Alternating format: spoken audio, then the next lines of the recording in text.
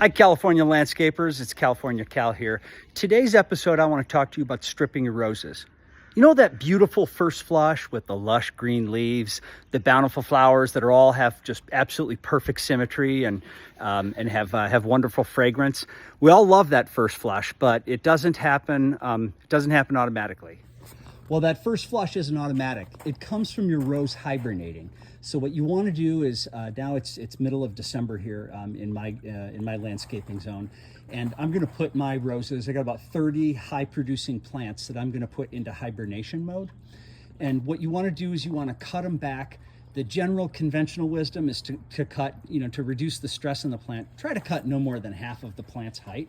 But you can see I've got some real big boys here that have been growing in pots. And so you want to go ahead and make those cuts all around. And if you can, you want to do some shaping.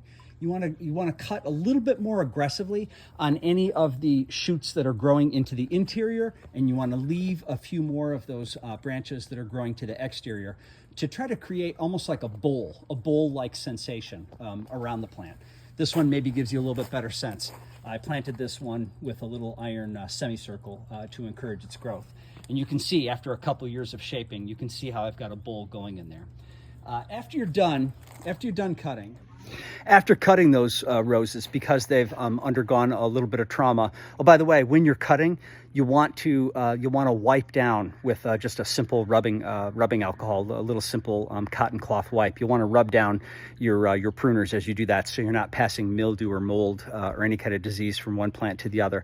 And when you're all done, California Cal's landscaping partner, California Kim, she likes to apply a little bit of copper fungicide. So shout out here to the folks at Bionide since 1928 with their copper fungicide, and a little bit of horticultural oil. So California Kim, she likes to put a little bit of that on. She wears a mask when she does it, simply because we have a lot of plants that we have to treat. And she just goes right around the plant and tries to get all of the fresh cuts. Those are owies. Your rose is going to be hurting for a day or two. And she likes to put this copper fungicide on there just to prevent any kind of disease from setting in. And hopefully after that aggressive cutting back, you can see here one of my creeping roses that I have behind some guide wire.